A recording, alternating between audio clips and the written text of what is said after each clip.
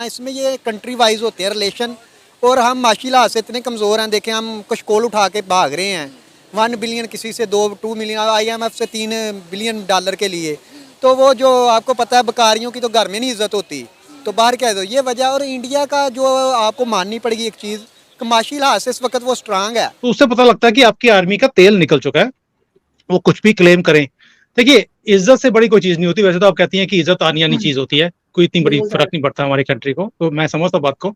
लेकिन जिसका तेल निकला हो वो कुछ भी क्लेम करे अभी। And secondly, We wanted to have Indian troops in the parade and to have also Indian Rafale in the sky. Indian army को पूरा वर्ल्ड आज सल्यूट करता है, और पूरा कश्मीर, पूरा इंडिया। रिसेंटली ही एक स्टेटमेंट आती है फ्रांस की जानिब से कि हम चाहते हैं फ्रांस में इंडियन आर्मी की परेड। उसके अलावा हम चाहते हैं इंडियन एयरफोर्स के राफेल जेट हमारे आसमानों पर, और इस दिन को जो है वो याद रखा जाए। शहबाज शरीफ साहब कह रहे हैं कि अगर सस्ता आटा ना मिला तो अपने कपड़े बेचूंगा और आवाम को आटा दूंगा। जंग तो ये जीते नहीं है, एवं की कौन सी जंग जीते हैं? 65 में भी कुछ। अब आप बड़ी तल्ख बातें कर रहे हैं। नहीं बाट साहब, क्यों नहीं जीते? हम जीते हैं। नहीं नहीं नहीं बताया आपने, लेकिन लॉजिक के साथ बताना है। नहीं नहीं हम पता, मुझको पता। नहीं नहीं नहीं बाट साहब, नहीं अल्लाह नहीं बाट साहब। जब जंग हुई थी ना 65 की, तो वो लोहारी का बाहर नेमत कदा होटल है ना, देखा हुआ आपने? वो हाजी का होटल था, उधर बैठ के उन्होंने रोटी खाई थी फौज में। हाँ जी। कौन इसका जिम्मेदार है? किससे सवाल किया जाए? कौन देगा जवाब? जय हिंद दोस्तों, अमेरिका के बाद अब फ्रांस में प्रधानमंत्री मोदी का भव्य स्वागत होगा। और केवल प्रधानमंत्री मोदी नहीं, बल्कि इस बार तो भारतीय थल सेना और भारतीय वायुसेना का भी फ्रांस में बहुत ही भव्य तरीके से स्वागत किया जाएगा। फ्रांस ने अपने बेस्टिल डे के लिए गेस्ट ऑफ ऑनर के तौर पर प्राइम मिनिस्टर मोदी को इनविटेशन दी। ये दूसरी दफा है कि इंडियन प्राइम मिनिस्टर को फ्रांस की जानिब से बेस्टिल डे पर गेस्ट ऑफ ऑनर के लिए इनविटेशन दी गई। उसके बाद अभी रिसेंटली ही एक स्टेटमेंट आती है फ्रांस की जानिब से कि हम चाहते हैं फ्रांस में इंडियन आर्मी की परेड। उसके अलावा हम चाहते हैं इंडियन एयरफोर्स के राफेल जेट हमारे आसमानों पर, और इस दिन को जो है वो याद रखा जाए। फ्रांस का जो स्टेटमेंट है, एग्जैक्ट स्टेटमेंट है, वो ये है कि always wanted Indian army parade in France and Indian air force Rafale jets on sky. तो सर, अगर हम अपनी बात करते हैं, हम भी रिसेंटली फ्रांस का दौरा किया है हमने, मगर हमारे लिए जो खबरें छापी गई हैं वो ये छापी गई हैं, लोन लेने आए हैं, लोन की वापसी नहीं, सॉरी लोन की वापसी नहीं, लोन माफ करवाने आए हैं। इस तरह के स्टेटमेंट्स जो है वो हमारे लिए आती है। क्यों भाई, सारे मुल्क क्यों बायस्ड है टुवर्ड्स इंडिया? तो आप क्या हो, उसको लोन देने जाते हो, मांगने जाते हो तो छापता है ना, तो गलत क्या छापता है?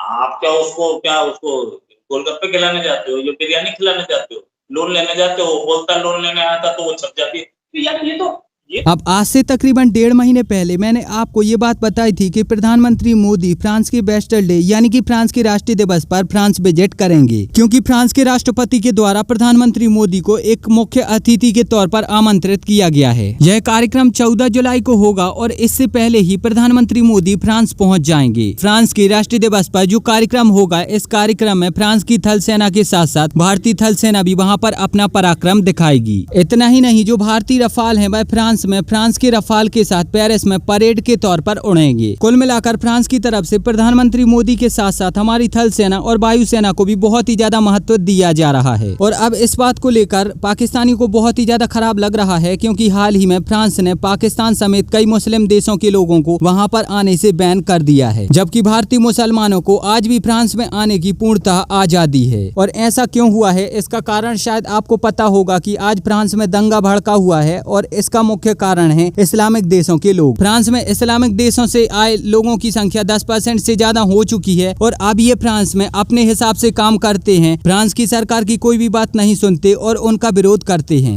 जबकि अगर हम भारत से जाने वाले लोगों की बात करें तो उनको ये बात पता होती है कि हम दूसरे देश में हैं और यहाँ पर हमें कैसे रहना है और कैसे काम करना है और क्या क्या कानूनों का पालन करना है। और यही कारण है कि जिसकी वजह से फ्रांस की सरकार ने फिलहाल इन पर बैन लगा दिया है और भारतीयों को अभी भी आने की पूर्णता आजादी है।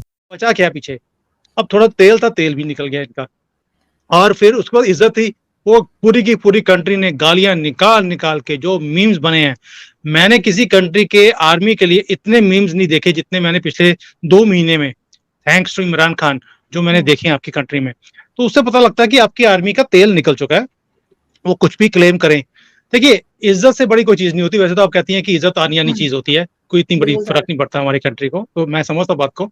लेकिन जिसका तेल निकला हो वो कुछ भी क्लेम करे अभी। एंड सेकेंडली, ये आपकी आर्मी के खुद के अंदर से स्टेटमेंट्स हैं कि भाई पहले तो आपने सीज फायर किया इंडिया के साथ क्योंकि गोलियां खत्म हो गई थी, फिर आपने तालिबान की मिन्नतें करी आपकी आर्मी ने कि भाई हमें ठोको नहीं, जो हर रोज आके ठोकते रहते हो, वहां पे मिन्नतें करी। अब भाई अपनी कंट्री के अंदर जो जूते खा रहे हैं, घर से बाहर तो निकलते नहीं है, एक्सरसाइज कहाँ से करेंगे।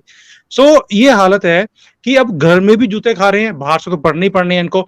और अब इन्होंने एक्सरसाइज भी बंद कर दी कि दिसंबर 31 तक हम कोई एक्सरसाइज नहीं करेंगे, कोई वेस्टेज नहीं करेंगे। देखिए आपको भी मालूम है कि इतना बड़ा तामझाम, कंट्री में पैसा नहीं है, अब उसको सस्टेन करने के लिए, इतनी बड़ी आर्मी को सस्टेन करने के लिए जिसके पास खाने के पैसे ना हो, वो कैसे चलेगा। अब मटर निकालने में तो अपनी आर्मी को मटर निकालने के लिए तो लगा दिया आपने कि मटर निकालो बैठकर। कभी वो डायपर बनाते हैं, कभी डायपर चेंज करते हैं। अभी आप देखो, मुझे किसी ने पूछा मेरे यूट्यूब पे एनआरओ का मतलब क्या है, तो मैंने बोला यार NRO means nappy changing ordinance. Bharat की बेटी है, मेरा सवाल आपसे ये है कि आप भारत में एज अ कश्मीरी गर्ल अपना क्या फ्यूचर देखती हैं। और जो आफ्टर हियरिंग दिस कि आप बोल रहे हो कि यहाँ पे पाकिस्तान में बोला जाता है कि आप फंडिंग करेंगे, भाई आप लोगों के पास खुद को भीख मांगने के लिए बर्तन नहीं है, आप क्या हमारे लिए फंडिंग करोगे। आर्मी, हम लोग आगे क्लियरली कहते हैं कि हमारी आर्मी हमारे साथ शाना बशाना खड़ी होती है। इंडियन आर्मी को पूरा वर्ल्ड आज सैल्यूट करता है और पूरा कश्मीर, पूरा इंडिया क्यों ना करे। हम एक भारत का एक अटूट अंग है। We are the crown jewel of India, Kashmir is the crown jewel of India. तो हम क्यों ना अपनी आर्मी को सपोर्ट करें, हम क्यों ना अपने गवर्नमेंट को सपोर्ट करें। और पाकिस्तानियों, जितने भी पाकिस्तानी इस टाइम पे मुझे देख रहे हैं, मैं इतना ही बोलना चाहूंगी, आप फिलहाल तो अपनी फंडिंग के लिए IMF के पास जाए, फिलहाल थोड़े से डॉलर्स आप जहां से आप कलेक्ट करना चाहोगे, आपको जरूरत है फंडिंग की, हमें जरूरत नहीं। मुझे लगता है फंडिंग कराने की आप लोगों को जरूरत है, क्योंकि आपका जो मैं हाल देख रही हूँ इस टाइम पे, बहुत आप पे तरस आ जाता है। लेकिन ये बस आप लोगों के ब्यूरोक्रेट्स का ये करतूते हैं जो आमतौर पर बजाते एक नॉलेज प्रोवाइड करने के बजाय जो है इंस्टीट्यूशंस में सिर्फ और सिर्फ इंडिया और कश्मीर करते हैं। अगर थोड़ी बहुत एथिकल एजुकेशन वहां पे हुई होती कॉलेज में, यूनिवर्सिटीज में, स्कूल्स में, तो आज कश्मीरी आम पाकिस्तानी ये बात नहीं करता कि हम फंडिंग करेंगे। पहले अपने मुल्क की स्थिति देखो। हालांकि इसके ऊपर आपकी क्या प्रतिक्रिया है, आप वो हमें नीचे कमेंट में जरूर बताएं। और अगर आपको ये वीडियो अच्छी लगी है तो प्लीज़ इस चैनल को सब्सक्राइब करके बेल आइकन जरूर दबाएं।